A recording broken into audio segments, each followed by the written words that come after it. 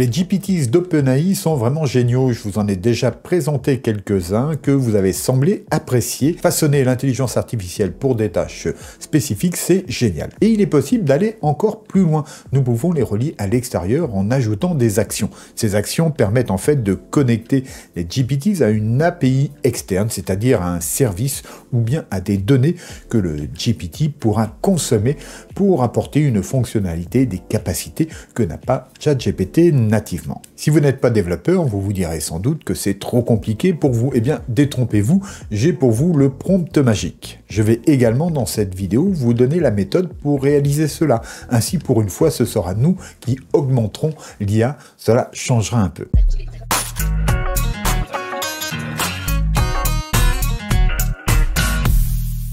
Pour commencer, je vais tout de suite vous faire voir ce que cela donne dans les faits avec ce GPT Yogi IA. Donc je vais tenter de vous faire voir ce GPT en fonctionnement parce que ChatGPT déconne très fréquemment actuellement. Donc là, on est face à ce GPT expert en yoga et je vais lui dire tout simplement que j'ai mal de dos.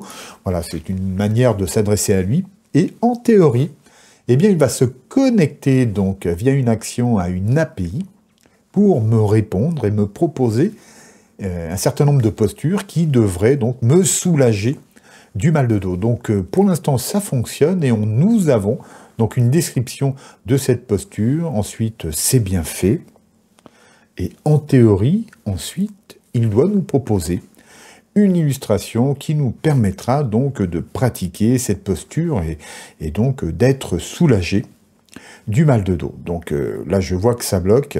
Bon, j'espère qu'il va reprendre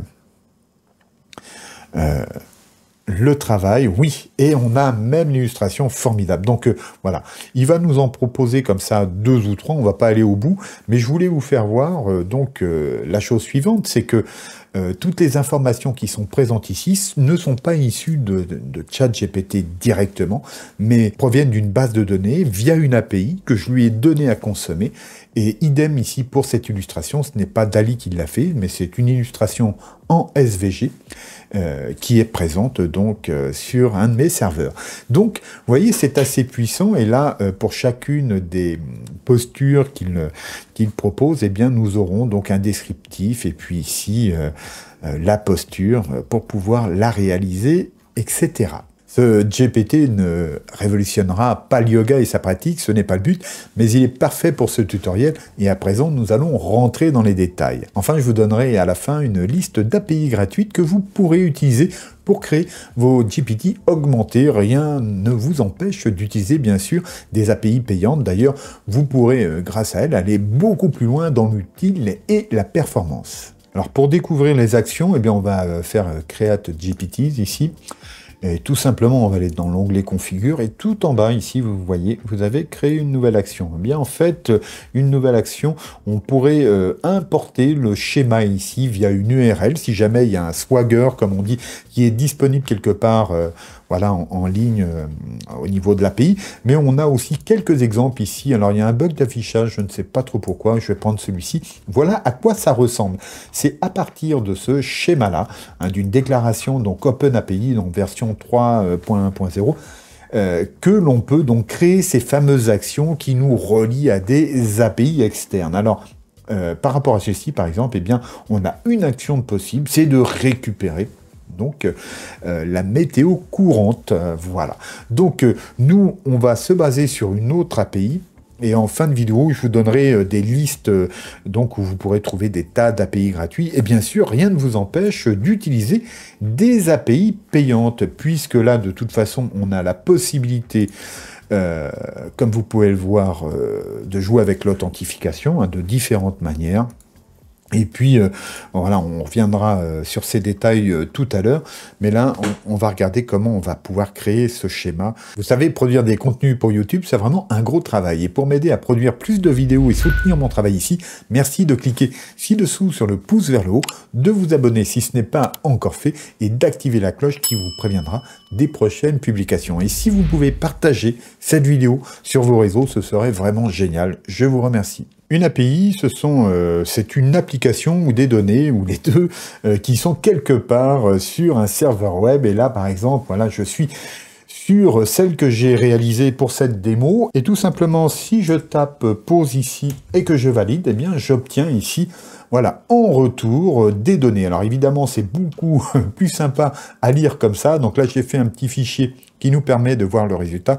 Et en fait, là, j'ai la liste de toutes les postures que j'ai pu mettre donc dans la base de données avec les textes, etc. Et on peut communiquer donc avec cette API de différentes manières. Alors, pour que ça soit parfait et pour que le développeur puisse s'en sortir, eh bien, il faut une documentation. Donc, voici une documentation qui va expliquer ici bien tous les chemins et puis toutes les possibilités qu'elle nous offre, toutes les informations qu'on peut récupérer.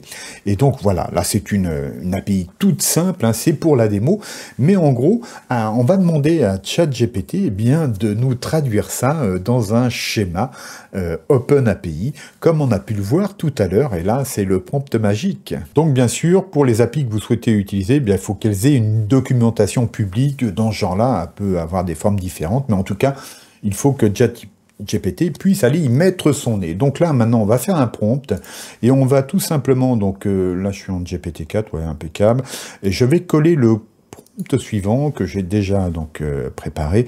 Voilà, hein, donc vous pourrez mettre en pause pour le lire et je le mets de toute façon dans la description. Donc je lui demande de créer la spécification OpenAPI suivant un modèle JSON, etc. Puis je lui fais voir le modèle qu'on a pu voir tout à l'heure, hein. Sauf que là, c'est vide. Et puis je lui dis, voilà, à partir de cette documentation, et là, je lui donne l'URL de ma doc. Et tout simplement, j'envoie. Donc, c'est parti. ChatGPT, normalement, va se connecter en web browsing avec Bing. Voilà, il visite la fameuse page. Il va lire la documentation. Et il va me produire cette fameuse spécification. Voilà, on est en train de la voir apparaître actuellement. Donc, j'espère qu'il va aller jusqu'au bout. Et normalement, voilà, dans quelques instants, on va pouvoir passer à l'étape suivante, c'est-à-dire, eh bien, implémenter cette API au sein d'un GPT. Donc en fonction de la complexité de l'API, évidemment, le travail sera plus ou moins long de son côté. J'espère qu'il ira jusqu'au bout. Je l'ai déjà fait plein de fois, hein. J'ai répété. Donc voilà, il ne devrait pas y avoir de soucis avec ça. Voilà. Juste à patienter et on va peut-être accélérer le temps. Et bien voilà, ça y est, c'est fait. Donc on va pouvoir la copier tout de suite et aller la coller là où il faut. Donc voilà, je copie le code, c'est fait. Et on se retrouve dans l'éditeur de GPTs. Alors juste un petit point sur le prompt là que je vous donne en description. De toute façon, ici vous avez une déclaration importante, notamment je demande un Operation ID ici. S'il n'y en a pas dans la déclaration, eh bien ça ne fonctionnera pas. Donc il faut absolument que ce soit là. Ensuite, on a un exemple ici pour qu'ils comprennent un peu la structure. Et puis ici, vous donnerez l'adresse vers l'API donc de votre choix. Donc il faudra que vous changiez évidemment cette partie-là. Voilà, amusez-vous bien, la suite. Bon, et bien à présent, il n'y a plus qu'à aller coller ce code là où il faut. Donc c'est parti, on va créer un nouveau GPT, et je vais ici dans l'onglet configure. Bon, ces éléments-là, nous verrons cela dans quelques instants. Là, ce que je vais faire, c'est créer une nouvelle action et je viens le coller tout simplement ici. Et normalement, voilà, c'est ça. On a ici donc les actions disponibles qui s'affichent ici avec la possibilité de les tester. Alors, on a aussi une chose à faire. Si on avait une authentification, eh bien, on réglerait ça ici. Là, il n'y en a pas. Par contre, je vais devoir récupérer ici l'adresse de ma page de confidentialité. Voilà, ça c'est obligatoire, sinon il n'apprécie pas, ça bug ensuite et on ne peut pas enregistrer généralement. En tout cas, ça m'est déjà arrivé. Donc voilà, on a ici le schéma de placer, la déclaration OpenAPI. Et les déclarations ici. Alors, si on le souhaite, on peut bien sûr les tester ici directement dans l'interface. Donc, on va voir ce qui se passe. D'habitude, ça fonctionne. Bon. Alors là, il dit que ça marche pas. Ça marchait il y a 30 secondes. Bref, on va pas s'attarder à ça. Si vous obtenez ce type d'erreur, eh bien, réessayez un petit peu plus tard. Ça fonctionnera. Moi, j'ai peut-être dépassé mon quota ici. C'est pas impossible. En tout cas, je peux vous assurer que cela fonctionne. Donc, avant d'enregistrer, on va retourner ici Voilà, pour lui donner un nom.